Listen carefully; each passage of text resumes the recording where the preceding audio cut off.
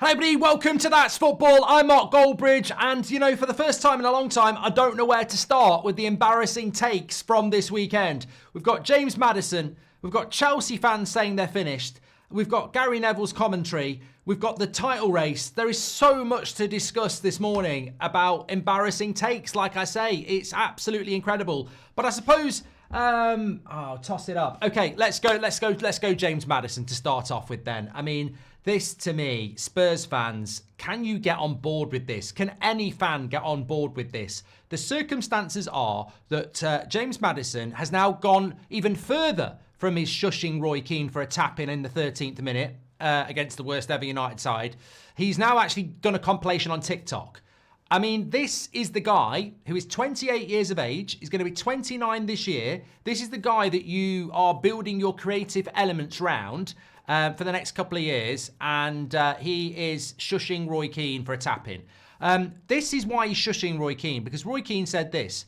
Hold on a second. This is when he heard that Maddison's coming back. Hold on a second. Maddison, we saw Maddison at Tamworth and he got taken off. Tamworth are non-league. People say Maddison's the man. When's he going to step up to the plate? He got relegated with Leicester. Maddison isn't bad, but if you think he's going to come back and get Spurs top six, you're in cuckoo land. What are you shushing him for, mate? Did you get subbed off against Tamworth? Yes. Did you get relegated with Leicester? Yes. When are you going to step up to the plate? Yes. Are you going to get Spurs top six? No.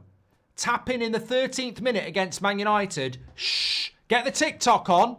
Come on. It's embarrassing. It's embarrassing. You know what? You know if you want to be Odegaard, or you want to be De Bruyne, or you want to be Phil Foden, you score that goal, you pick the ball up, you celebrate, you go back to the halfway line, and you focus on the game. Man United should have got a draw yesterday. You'd have looked a right prat going shush in the 13th minute for a tap-in. But is this not, on a serious note, why teams struggle like Spurs? Because you spend a lot of money on players like that, and whether it's low IQ footballing level or weak mentality or whatever, he's going to be 29 this year. James Maddison is a player that you look at and you go, could be on a higher level. When is he going to step up to the plate? Well, he's not going to step up to the plate when he's shushing Roy Keane with a tap-in the 13th minute against United, is he? Embarrassing. Embarrassing. Also want to talk about Chelsea. Yeah, look, I think that's for the Tottenham fans as well. Like, that's for James Maddison. You're in 12th place. You're 4 points behind 11th place, and you're 7 points off the top half of the table, by the way. So, shh, everybody. Spurs are back. No, I think Spurs fans in the main will agree with me there. You're protesting yesterday, quite rightly. Your club isn't where it should be. But sometimes you've got to look at why that is. And I've said it a couple of times against Spurs. The mentality of your players is strange. You are happy to down tools against Man City.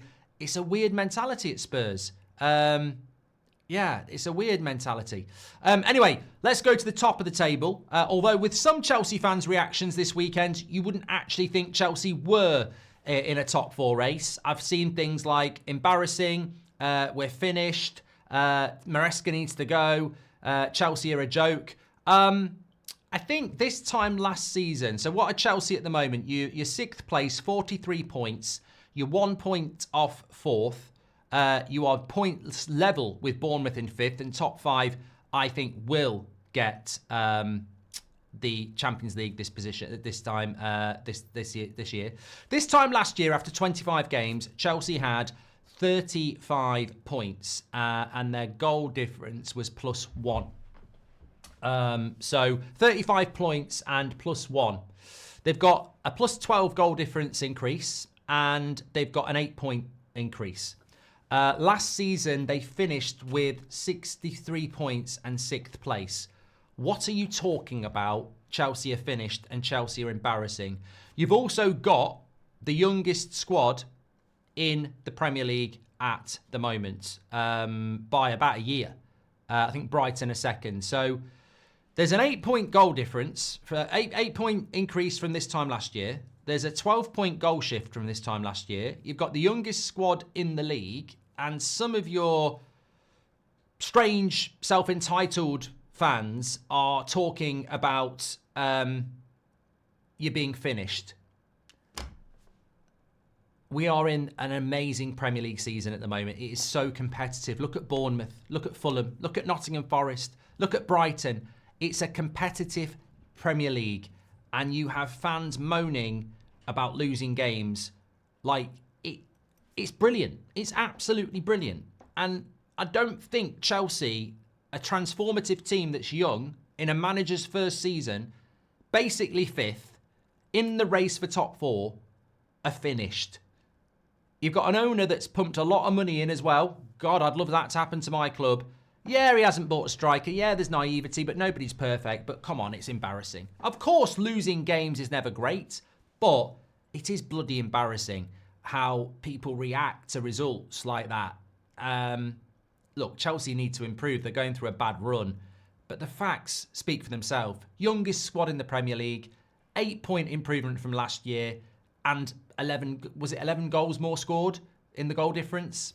Come on, get real. There are issues at Chelsea, but the pathway looks good if they continue down it, and there is definite improvement there, of course. Where else? Okay, get your comments in on the embarrassing takes from the weekend. I don't really want to talk about Man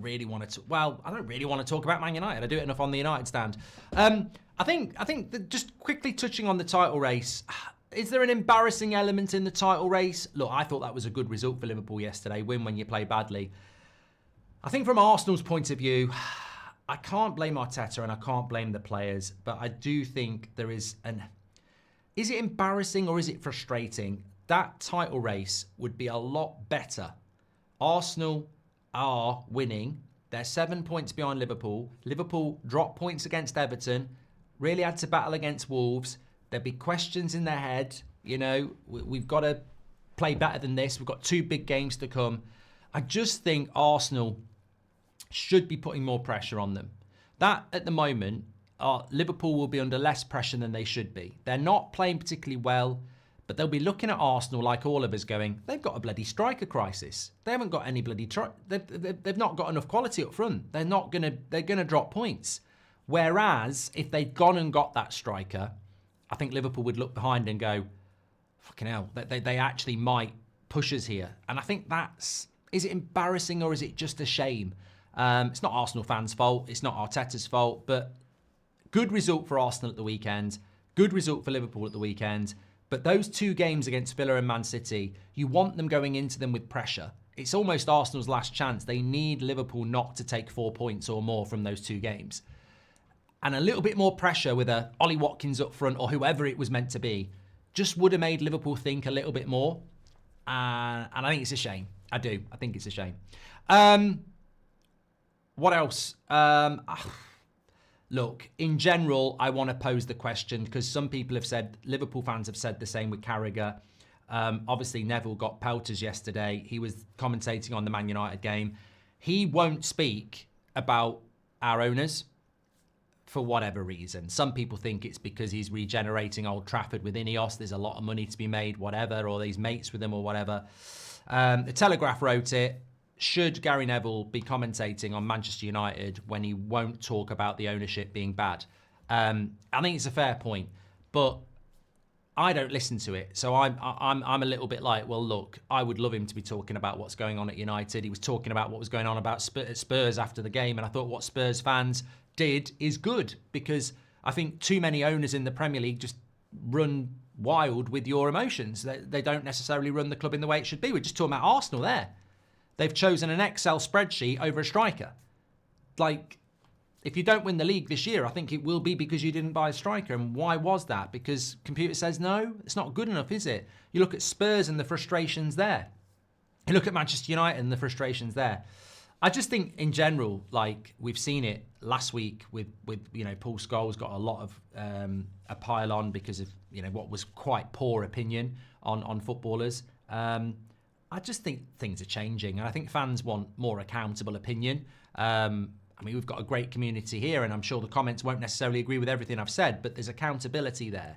There's no real, I'm not hiding anything because I've got a friendship with Neville or anything like that. I'd still say it. I haven't got a friendship with Neville, by the way. But yeah, I think the mainstream look at why they're dying off, and they're dying off because there's no credibility to what you do. There's no integrity to what you do.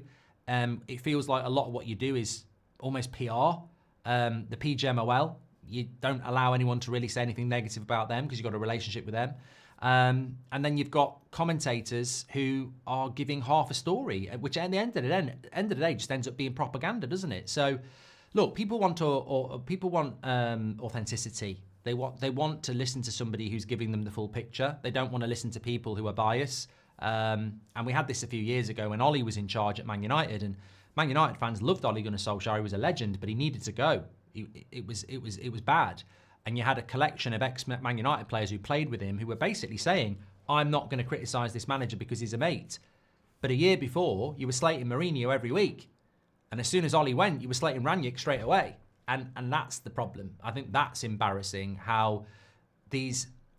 Sky, for example, we pay millions of pounds in this country for their coverage, and they should be giving a fairer representation of their customers' opinions.